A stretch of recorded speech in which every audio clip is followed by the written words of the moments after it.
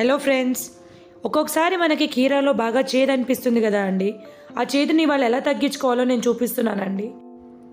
ఇలా కీరాని ఒక సైడ్ నుంచి మనం కట్ చేస్తాం కదండి. ఆ కట్ చేసిన పీస్ తోటి మిగతా కీరాని మనం రబ్ చేసుకోవాలండి. వీడియోలో చూపించినట్టుగా ఒక 1 మినిట్ పాటు బాగా రబ్ చేసాము అంటే దాంట్లో ఉండే చేదు మొత్తం బయటకు వస్తుందండి నురుగు రూపంలో. చూడండి, వీడియోలో క్లియర్గా కనిపిస్తుంది చూడండి, నురుగు రూపంలో వైట్ కలర్లో. ఇట్లా బాగా రబ్ చేసుకోవాలండి. ఇప్పుడు అలా మొత్తం రబ్ చేసుకున్న తర్వాత ఓ చిన్న ముక్కను కట్ చేసేసుకుందామండి కీరాలోది. ఎందుకంటే దానికి చేదంతా ఉంటుంది కదండి, సో కట్ చేసేసుకోవాలి. మీకు రెండో సైడ్ కూడా నేను ఇలాగే చేసి చూపిస్తున్నాను చూడండి. ఇప్పుడు ఇటు సైడ్ చూడండి, ఇంకా నీట్గా క్లియర్గా కనిపిస్తుందండి చేదు అనేది ఎట్లా నురుగు రూపంలో బయటకు వచ్చేస్తుందో.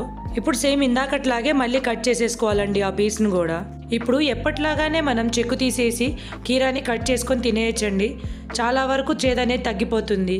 మీరు ఈ ట్రిక్ని ట్రై చేసి మీకు కరెక్ట్గా పనిచేసిందో లేదో చెప్పండి. మీకు కనుక నా వీడియో నచ్చినట్టయితే లైక్ చేయండి.